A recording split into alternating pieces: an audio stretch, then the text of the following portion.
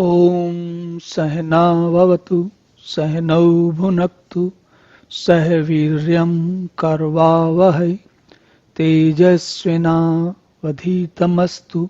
मा विद्विषावहै। ओम शांति शांति शांति। तो भगवान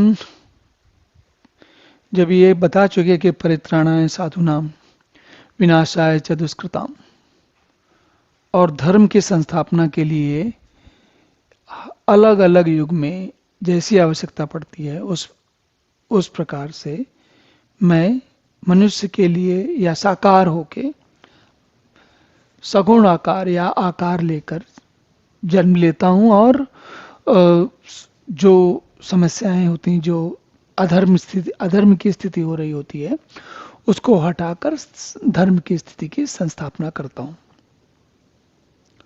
अब आगे भगवान कहते हैं, जन्म कर्म च मे दिव्यमेवं यो वेत्ति तत्वतः त्यक्त्वा देहं पुनर्जन्म नयति मामेति सो अर्जुन। तो भगवान कहते हैं कि अर्जुन, जो लोग इस बात को ठीक से जान जाते हैं कि मेरे जन्म मेरे कर्म, मतलब भगवान के जन्म भगवान के कर्म, वो दिव्य हैं। और पहली बात तो ये जानता कौन है? वही लोग जानते हैं जो इस बारे में विचार करते हैं और दूसरे लोगों से सत्संग करते हैं, खुद श्रवण मनन निधिध्यासन करते हैं। जब वो इसीलिए वो ऐसे लोग तत्वज्ञानी कहलाते हैं। तो भगवान कहते हैं कि जो ये बात तत्वतः,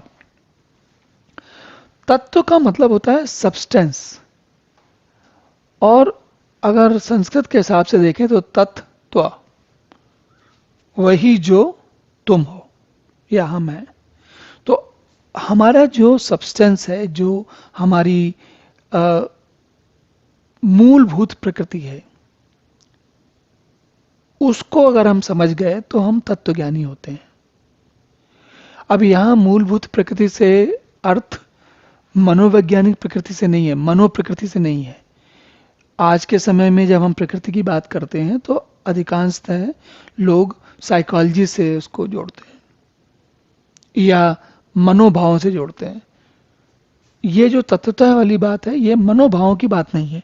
देखिए, पिछले अध्याय में भगवान पहले ही कह चुके हैं कि मन से बुद्धि और बुद्धि से आत्मा श्रेष्ठ है। तो जो आत्मा को तत्वतः जानते हैं वो हैं जो भगवान को समझते हैं। तो वो ये कहते हैं कि जो ऐसे तत्वज्ञानी जो भगवान को समझते हैं, वो जानते हैं कि जन्म में भगवान के, मतलब उनके भगवान कृष्ण के, भगवान के कर्म और जन्म सभी दिव्य हैं।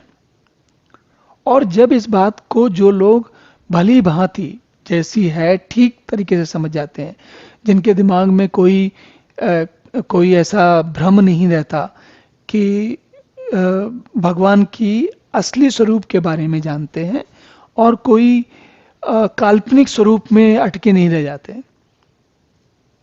तो गीता का संभवतः जो सबसे बड़ा योगदान मनुष्य के जीवन में है वो यही है कि संपूर्ण गीता का पठन पाठन करने से आपको बाकी जो भी भ्रम भगवान को जानने के बारे में होते हैं, जन्म कर्म के बारे में, भगवान के बारे में जानने में, समझने के बारे में, और न केवल भगवान को जानने के बारे में, इसी यात्रा में अपने आप को जानने के बारे में। इसीलिए इसे अध्यात्म की यात्रा कहते हैं, अध्यात्म। तो उसको जब जान जाते हैं तो फिर पुनर्जन्म की कोई आवश्यकता नहीं रह जाती, क्योंकि स्वाभाविक है। देखिए, कर्म जैसे कर्म करते हैं उस हिसाब से फल मिलता है। अगर हमारे पिछले जो भी कर्म रहे होंगे असंख्य जन्मों के, उनके कारण हमें ये शरीर प्राप्त हुआ, और ईश्वर की कृपा है कि हमें मनुष्य का शरीर प्राप्त हुआ, और ईश्वर की कृपा है कि आज हमारा गीता जैसी चीज पर ध्यान जा रहा है, गीता में दिए हुए उपदेशों पर हमारा ध्यान जा रहा है। ये ईश्वर की कृपा है। तो जो भी सुन रहे हैं, देख रहे हैं, समझ रहे हैं, मनन कर रहे हैं, यहां पर कर रहे हैं, कहीं और कर रहे हैं, उन सभी के लिए ये विशेष बात है। और अगर वो तत्वज्ञानी बन जाएंगे अपनी साधना में, तो उनके पास उनके कर्म पूरे हो जाते हैं। तत्वज्ञानी बनने के बाद आपके कर्म जो हैं वो फलों को नहीं देते, और फलों को नहीं देते इसलिए पुनर्जन्म की कोई आवश्यकता नहीं रह जाती। तो ये इसलिए ध्यान रखने की बात है। देखिए, मनुष्य जो मनुष्य तत्व से ज्ञान जान लेता है वह शरीर को त्याग कर फिर जन्म को प्राप्त नहीं होता। हालांकि इसके बारे में हम लोग आगे भी कई बार बात करेंगे, और सारी गीता यही बार बार अलग अलग दृष्टिकोणों से समझाती है। तो अब अगले श्लोक में देखते हैं कि भगवान इसी दिशा में क्या और समझा रहे हैं। ओम पूर्णमदः पूर्णमिदं पूर्णात् पूर्णमुदच्यते पूर्णस्य पूर्णमादाय पूर्णमेवावशिष्यते। ओम शांति शांति शांति।